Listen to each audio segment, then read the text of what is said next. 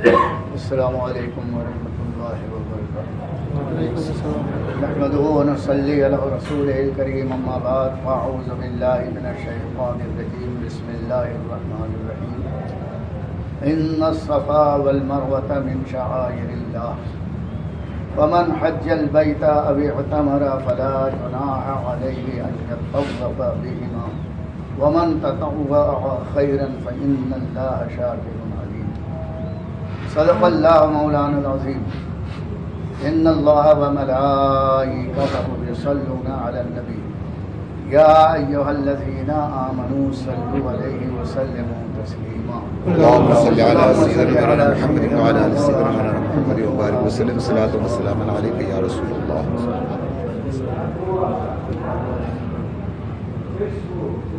میرے دینی بھائیوں اور حاجی صاحبان، اسلام میں نسبت کو بڑی اہمیت اور امپورٹنس حاصل ہے. کسی اللہ والے سے کوئی چیز نسبت اور کنیکشن حاصل کر لیتی ہے تو اللہ کے نزدیک وہ چھوٹی چیز بہت بڑی ہو جاتی ہے. بے شک. اس کی بہت سی تاریخ ہے. حضرت موسیٰ علیہ الصلاۃ والتسلیم طور پہاڑ کے اوپر تشریف لے گئے اور وہاں ان کو اللہ کا جلوہ نظر آیا. تو اس طور پہاڑ کو اللہ نے بڑی عظمت عطا فرمائی. اور طور پہاڑ جس وادی اور میدان میں ہے، حضرت موسیٰ علیہ السلام کو حکم دیا کہ اے موسیٰ اس میدان کا ادب کرو. قرآن مجید ارشاد فرماتا ہے فَاخْلَعْ نَعْلَيْكَ إِنَّكَ بِالْوَادِ الْمُقَدَّسِ طُوَى. حضرت موسیٰ جا رہے تھے تو اللہ کی طرف سے ندا آئی فَاخْلَعْ نَعْلَيْكَ، اے موسیٰ اپنے جوتے اتار کر ایک طرف کر. إِنَّكَ بِالْوَادِ الْمُقَدَّسِ طُوَى، اس لیے کہ آپ ایک مقدس میدان اور وادی میں آئے ہوئے ہیں. حضرت موسیٰ علیہ السلام نے اپنے جوتے ایک طرف اٹھا کر رکھ دیے اور ننگے پاؤں کوہ طور پر تشریف لے گئے. یہ اس پہاڑ کی عظمت ہے، ابھی میں تفصیل بیان نہیں کر سکتا. قرآن مجید ارشاد فرماتا ہے وَالتِّینِ وَالزَّیتُونِ وَطُورِ سِینِین وَھَٰذَا الْبَلَدِ الْأَمِینِ. قسم ہے انجیر کی. انجیر جنتی پھل ہے، جنت سے اس کو نسبت ہے تو اللہ تعالیٰ نے انجیر کی قسم بیان فرمائی. وَالتِّینِ وَالزَّیتُون، اور قسم ہے زیتون کی. آپ یہاں پر کھاتے ہوں گے کالا اور گرین، یہ زیتون یہ بھی بڑی فضیلت والا ہے اور جنتی پھل ہے. اللہ تعالیٰ نے اس جنتی پھل کا ذکر قسم کے ساتھ بیان فرمایا. وَطُورِ سِینِین، اور قسم ہے طور سینا کی جس پر موسیٰ علیہ السلام گئے تھے. وَھَٰذَا الْبَلَدِ الْأَمِینِ، اور قسم ہے اس مکہ شہر کی، اس لیے کہ اے نبی آپ یہاں رہتے ہیں. غرض کی ایک سرزمین ہے، پہاڑ ہے، پھل ہے، وہ اللہ کو پسند ہے، اس لیے کہ وہ پہاڑ حضرت موسیٰ کے قدموں کے نیچے آیا. اسی طرح سے اے لوگوں، وہ پہاڑ جہاں آپ صفا اور مروہ جس کو کہتے ہیں، ایک پتھر کے چھوٹے چھوٹے ٹیکرے ہیں. یہ اللہ کے نزدیک کتنے پیارے اور محبوب ہیں. قرآن فرماتا ہے ان الصفا والمروۃ من شعائر اللہ. یہ صفا اور مروہ اور پہاڑیوں کی طرح اے حاجیوں نہیں ہے. پتھر وہ بھی ہے، ہمالیہ بھی پتھر ہے، پتھر یہ بھی ہے، کوہ قاف بھی پتھر ہے، پتھر یہ بھی ہے، ستپورا پہاڑ بھی پتھر یہ بھی ہے، وندھیا چل پہاڑ بھی پتھر ہے، سب پتھر ہیں، لیکن پتھر کو مت دیکھو، نسبت کو دیکھو۔ وہ پتھر والا پہاڑ جس کو موسیٰ علیہ السلام کے قدموں سے نسبت ہے، وہ پہاڑ بڑی عظمت والا پہاڑ ہے، اس کی قسم بیان فرما رہا ہے رب العالمین۔ اور یہ چھوٹی چھوٹی پہاڑیاں ایوریسٹ کی چوٹی نہیں ہے، یہاں پر ڈائمنڈ نہیں نکلتا ہے، پلاٹینم کا خزانہ نہیں ہے، لیکن ایک اللہ کی محبوب بندی حضرت ہاجرہ نے اس کو اپنے پاؤں سے روندا ہے، تو رب العالمین فرماتا ہے اب اس پہاڑ کا نصیبہ بہت بلند ہو گیا، اس کا مقابلہ ایوریسٹ نہیں کر سکتا، اس کا مقابلہ ڈائمنڈ کا خزانہ نہیں کر سکتا۔ میری محبوب بندی نے یہاں پر اس کی چوٹیوں پر اپنے قدم رکھے ہیں، یہ اب میری نشانی ہے۔ اللہ تعالیٰ فرماتا میری نشانی ہے، حالانکہ اس پہاڑ پر حضرت ہاجرہ کے قدموں کی نشانی تھی۔ اللہ تعالیٰ کو یہ فرمانا تھا کہ یہ ہاجرہ کی نشانی ہے، میرے گھر میں میرا اگر کرتا ہوگا تو وہ میری نشانی کہلائے، میری انگوٹھی ہوگی میری نشانی کہلائے، میرا پیر کہیں پر پڑ جائے گا اور وہاں نشان بن جائے گا تو وہ میری نشانی پڑ گئی۔ لیکن اسلام نے ایک عجیب تصور دیا ہے، نشانی حضرت ہاجرہ کے قدم کی ہے، اور اللہ فرماتا ہے ان الصفا والمروۃ من شعائر اللہ، یہ صفا اور مروہ میری نشانی، اللہ کی نشانی ہے، اور جو چیز اللہ کی نشانی ہو جاتی ہے اس کی تعظیم ہر مسلمان پر واجب ہے، اور اس کی توہین حرام اور کفر ہے۔ یہ پہاڑوں کی طرح نہیں ہے، جب ان پہاڑوں کا نصیبہ اتنا ہے تو میرے حضور کا مقام کتنا بلند ہے، سبحان اللہ۔ وہ دیکھنے میں ہمارے جیسے ہیں لیکن ہمارے جیسے نہیں، یہ پہاڑوں جیسا ہے لیکن پہاڑ جیسا نہیں۔ اللہ فرماتا ہے خبردار اس کے خلاف کوئی بات گستاخی کی مت بولنا، یہ میری نشانی ہے۔ ان الصفا والمروۃ من شعائر اللہ، یہ اللہ کی نشانی ہے۔ میرے دوستو، اسی طرح سے آپ حرم میں جائیں گے تو کعبہ معظمہ کے دروازے کے سامنے ایک اوٹے کے اوپر، گول اوٹے پر بلوری کانچ کے اندر 1x1.5 کا ایک معمولی سا پتھر نظر آئے گا۔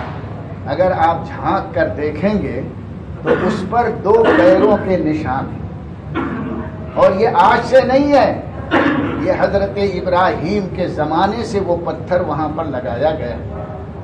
سارے پتھر جو کافروں نے لگائے تھے اللہ تعالیٰ نے ان پتھروں کو نکلوا دیا، لیکن ابراہیم علیہ السلام کا پیر جس پتھر پر پڑا تھا، ہزاروں سال گزر گئے، آج بھی وہ اپنی شان کے ساتھ ہے۔ اور پروردگار عالم فرماتا ہے فیہ آیات بینات مقام ابراہیم، اے لوگو یہ پتھر جو مقام ابراہیم کہلاتا ہے، فیہ آیات بینات، اللہ کی نشانی ہے، حضرت ابراہیم کی پیر کی نشانی ہے، لیکن اللہ تعالیٰ فرماتا ہے آیات بینات، یہ میری آیت ہے۔ اب وہ پتھر کو مت دیکھو، اس پتھر پر نشان قدم ابراہیم دیکھو۔ اب یہ آیت بن گیا، یہ پتھر کتنا اونچا مقام ہے اسلام میں نسبت کو۔ آج مسلمان نسبتوں کو بھولتا جا رہا ہے، تو نبی کو اپنے جیسے سمجھنے لگا ہے، نسبتوں کو بھول رہا ہے، تو اللہ والوں سے اس کو بدگمانیاں پیدا ہوتی رہی۔ یہ پتھر جب ابراہیم علیہ السلام کے قدم سے وابستہ ہو گیا تو خدا کی قسم رب فرماتا ہے آیاتم بینات، میری کھلی ہوئی آیت ہے، ایک آیت نہیں سینکڑوں آیت اس سلسلے میں پیش کر سکتا ہوں۔ اسی طرح پتھر کا بنا ہوا چوکور کعبہ جس کو ہم کہتے ہیں، جس کی طرف ہم اپنی پیشانی جھکاتے ہیں، عبادت اللہ کی ہوتی ہے، لیکن پتھر کے سامنے ہم جھکتے ہیں۔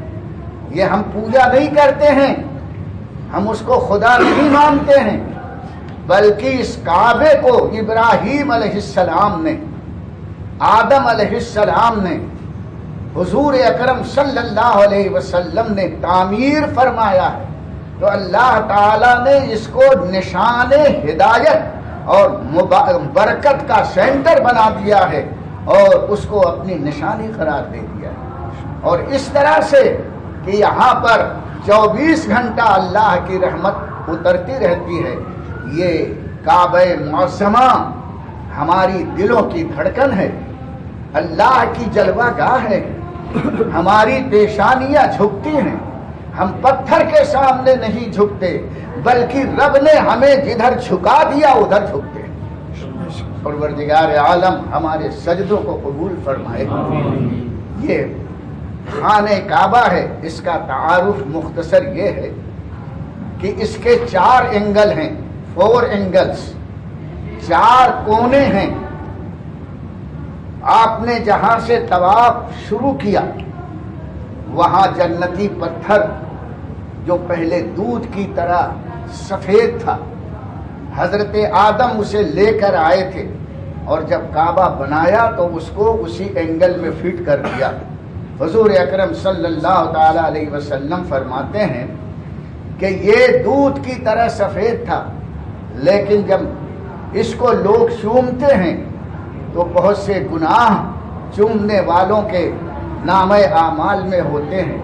یہ پتھر چومنے والوں سے اتنا پیار کرتا ہے، گناہ تم نے کیا لیکن وہ پتھر اس گناہ کی سیاہی کو چوس لیتا ہے، اللہ اکبر، پی لیتا ہے اور تمہیں کلین کر دیتا ہے۔ اللہ، پتھر میں یہ کمال، وہ گناہوں کو دور کر دے، گناہوں کو صاف کر کے نامہ اعمال کو کلین کرتا ہے۔ حضور فرماتے ہیں گناہوں کو چوستے چوستے اب وہ کالا ہو گیا، اب اس کا نام ہی حجر ابیض نہیں، سفید پتھر نہیں، اب اس کو سب حجر اسود کہتے ہیں۔ حجر کے معنی عربی میں پتھر، اسود کے معنی سیاہ، بلیک، بلیک اسٹون اب وہ ہو گیا ہے۔ اس کو چومنا گناہوں کو دھونا ہے۔ لیکن اس بھیڑ بھاڑ میں ہر مسلمان، کمزور مرد عورت وہاں کہاں پہنچ سکتے ہیں؟ لیکن اے اللہ، تیرا یہ کرم ہے کہ تو نے اپنے حبیب کے صدقے میں چومنے والوں کو جو ثواب عطا فرمایا ہے، جو فائدہ عطا کیا ہے، دور سے استلام کرنے والوں کو بھی وہی فائدہ ملتا ہے۔ بے شک بے شک، یہ کتنا بڑا کرم ہے۔ اگر چومنا ہی خالی ہوتا تو بڑی مصیبت ہوتی، کتنی لاشیں گر جاتی، سر پھوٹ جاتے، کمزور لوگ محروم رہ جاتے۔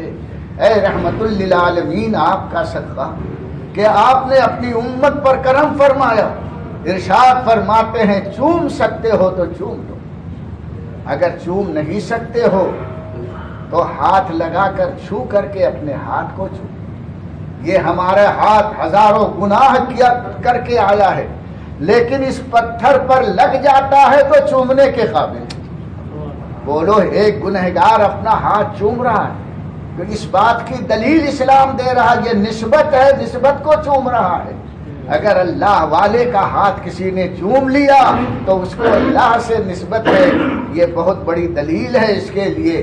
تو میں عرض کر رہا ہوں، حضور فرماتے ہیں ہاتھ اگر نہیں پہنچ سکتا ہے، تمہارے ہاتھ میں اگر اسٹیک اور لکڑی ہے تو اس کو بڑھا کر کے اس پر ٹچ کرو اور لکڑی کو چوم لو تو وہی فائدہ تم کو ملے۔ یہ لکڑی کو چبوایا کیوں جا رہا ہے؟ اس لیے کہ اس کو نسبت حجر اسود سے ہو گئی۔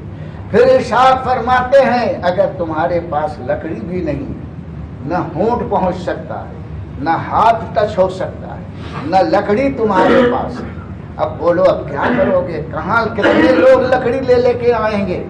اگر اس بھیڑ میں سب لکڑی لے کر آئیں گے تو حالت یہ ہوگی کہ لکڑی کتنے لوگوں کو زخمی کر دے گی۔ تو حضور نے فرمایا کہ نہیں، اگر تم وہاں تک نہیں پہنچ سکے، صرف اس کی طرف اشارہ کر کے ہتھیلی کو چھو لو۔ اشارہ کرنے میں لکڑی تو وہاں ٹچ ہوئی تھی، ہاتھ وہاں ٹچ ہوا تھا، ہاتھ تو اب اشارہ کرنے میں ٹچ نہیں ہوتا ہے، لیکن اس مبارک پتھر کی طرف اشارہ بھی ایک نسبت ہے۔ اب یہ ہتھیلی اس لائق ہو گئی کہ اس کو چوما جائے، بے شک۔ اور جس طرح سے چومنے کا جو ثواب ہے وہی استعلام کا ثواب ہے۔ اس لیے حکم دیا گیا ہے کہ زیادہ آپس میں دھکی دھکا مت کرنا۔ یہ ایک اینگل ہے جس کو رکن حجر اسود کہتے ہیں۔ یہاں سے آپ طواف شروع کرتے ہیں اور جدھر مقام ابراہیم ہے ادھر آپ بڑھتے ہیں، اس کے سامنے کعبے کا دروازہ ہے، اور کعبے کا دروازہ اور حجر اسود کے بیچ کا جو دیوار کا حصہ ہے اس کو ملتزم کہتے ہیں۔ یہ بہت ہی مبارک جگہ ہے۔ حضور اکرم صلی اللہ علیہ وسلم فرماتے ہیں میں نے اکثر دیکھا کہ جبریل اپنا سینہ لگا کر اور دونوں ہاتھ اس پر چپکا کر ملتزم پر یہ پڑھتے تھے یا واجدو یا ماجدو، یا واجدو یا ماجدو۔ وہ حصہ حضرت جبریل کے سینے سے نسبت رکھتا ہے۔ وہاں یا واجدو یا ماجدو کا ذکر کرنا بڑا ہی ثواب کا کام ہے۔ اگر آپ کو بھیڑ بھاڑ نہ ہو اور وہاں اللہ نے توفیق دے دی پہنچ گئے تو یہ سینہ اس لیے لگا دو کہ ہاں حضور کا سینہ لگا تھا، جبریل کا سینہ لگا تھا، اور ہاتھ اس پر ایسے چپکا دو اور کہو یا واجدو یا ماجدو۔ اللہ ایک مرتبہ اس وظیفے کو قبول فرمائے گا تو سینے کی ساری قدورتیں دور ہو جائیں گی۔ تو حجر اسود اور کعبے کے دروازے کے بیچ کا جو پٹا ہے اسے ملتزم کہتے ہیں، چپکنے کی جگہ، لپٹنے کی جگہ۔ پھر آپ وہاں سے چلے تو اب دوسرا کونا ملے گا۔ اس رکن کو، اس کونے کو رکن عراقی کہتے ہیں۔ پہلے رکن حجر اسود ہے، اس کے بعد رکن عراقی ہے۔ اب رکن عراقی جو ملک عراق کی طرف پڑتا ہے اس لیے اس کو عراقی کہتے ہیں۔ اب یہیں سے آپ دیکھیں گے ایک ماربل کا گول دائرہ بنا ہوا ہے، رکن عراقی ہے، اور اس طرف رکن شامی ہے جو ملک شام کی طرف پڑتا ہے، اور یہ جو گول دائرہ دھنش جیسے ہے اس کو حتیم کہتے ہیں۔ حضرت ابراہیم علیہ السلام نے وہاں تک کعبہ بنایا تھا، لیکن بعد میں پیسے کی کمی ہونے سے جو حضور کے زمانے میں بنایا گیا تو اتنا حصہ چھوڑ دیا گیا تھا۔ کعبے کا وہ حصہ ہے، اس میں نماز پڑھنا ایسے ہی ہے جیسے آپ کعبے کے اندر جا کر نماز پڑھتے ہیں۔ حضرت ام المومنین عائشہ صدیقہ رضی اللہ تعالی عنہا نے ایک مرتبہ حضور صلی اللہ علیہ وسلم سے عرض کیا یا رسول اللہ صلی اللہ علیہ وسلم، میری خواہش یہ ہے کہ میں کعبے کے اندر جا کر نماز پڑھوں۔ تو حضور نے حضرت عائشہ کا ہاتھ پکڑا اور حتیم میں لا کر کھڑا کر دیا اور ارشاد فرمایا عائشہ یہاں نماز پڑھ لو، یہ ایسے ہی ہے جیسے تم نے کعبے میں نماز پڑھی۔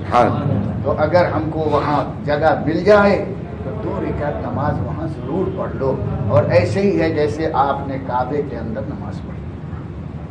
اب اسی بیچ میں دیکھیں گے کعبے کی چھت پر سونے کا ایک پرنالہ، نالی لگی ہوئی ہے، اس کو کہتے ہیں میزاب رحمت، یعنی رحمت کا پرنالہ ہے۔ ہماری نگاہیں نہیں دیکھ رہی ہیں، لیکن حضور اکرم صلی اللہ علیہ وسلم نے فرمایا ہے کہ 24 گھنٹے وہاں رحمت کی بارش اور بوندیں ٹپکتی رہتی ہیں۔ یہ میزاب رحمت ہے۔ سرکار فرماتے ہیں اس میزاب رحمت کے نیچے کھڑے ہو کر جو دعا مانگو گے تمہاری دعا قبول ہو جائے گی۔ اگر اللہ تعالیٰ توفیق دے، موقع مل جائے تو اس موقع سے بھی آپ غفلت نہ کریں، وہ ہے میزاب رحمت۔ تو ایک اینگل ہوا عراقی اور پھر حتیم، حتیم جا کر کے رکن شامی پر ختم ہوتا ہے، یہ ملک شام کی طرف ہے۔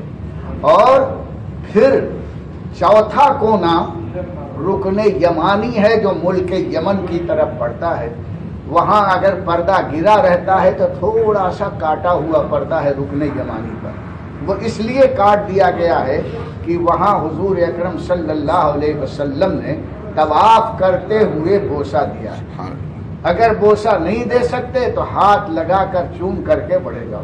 وہاں استعلام کرنا مکروہ ہے، استعلام نہیں کرنا ہے، لیکن ابھی کعبے کے پردے کو اٹھا دیا گیا ہے، وہ جگہ آپ کو کٹی ہوئی غلاف نظر نہیں آتی ہے، تو آپ کو اتنا ضرور کرنا چاہیے کہ وہ رکن یمانی ہے۔ اگر آپ چوم نہیں سکے تو ہاتھ لگا کر چوم کے نکل جاؤ، لیکن یہ بھی خیال رکھیں کہ وہاں طواف کرتے ہوئے کھڑے نہیں رہنا چاہیے، انتظار کرو تھوڑی دیر کھڑے رہو نہیں، چلتے چلتے اگر موقع مل گیا تو ہاتھ لگا کر کے چوم کر نکل جائیے۔ یہ 4 اینگلز ہوئے، رکن حجر اسود، رکن عراقی، اور رکن شامی اور رکن یمانی، یہ 4 اینگلز ہیں، اور چوکور یہ کعبہ معظمہ بنا ہوا ہے۔ آپ ان اینگلوں کو ذہن میں رکھیں۔ اور پھر ایک اور بات سن لو، پھر میں اپنی بات ختم کرتا ہوں۔ رکن شامی اور رکن یمانی کے بیچ کی دیوار، اس کو مستجار کہتے ہیں، یعنی وہاں جب آپ بیٹھتے ہیں یا وہاں سے گزرتے ہیں تو اللہ کی رحمت کی آغوش اور پناہ ملتی ہے، اس کو مستجار کہتے ہیں۔ اور رکن یمانی اور رکن حجر اسود کے بیچ کی دیوار جو ہے اس کو مستجاب کہتے ہیں۔ مستجاب کا مطلب یہ ہے کہ جو دعا وہاں کو مانگی جائے ان کی دعا پر 70,000 فرشتے آمین کہنے کے لیے اللہ ہمیشہ مقرر کرتا ہے۔ تو وہاں سے گزرتے ہوئے اسی لیے یہ دعا رسول نے سکھائی ہے، ربنا آتنا فی الدنیا حسنۃ وفی الآخرۃ حسنۃ وقنا عذاب النار۔ یہ ایسی جامع دعا ہے کہ دنیا کی بھی بھلائی اس میں ہے اور آخرت کی بھی بھلائی ہے۔ تو ان چیزوں کو آپ اپنے ذہن میں رکھ کر کے اور اسی امنگ اور خواہش کے ساتھ طواف کریں گے تو انشاءاللہ آپ کو لذت محسوس ہوگی۔ اللہ تعالیٰ میرے بیان کو میرے لیے باعث نجات بنائے اور آپ لوگوں کے ثواب کو بڑھائے۔ ربنا آتنا فی الدنیا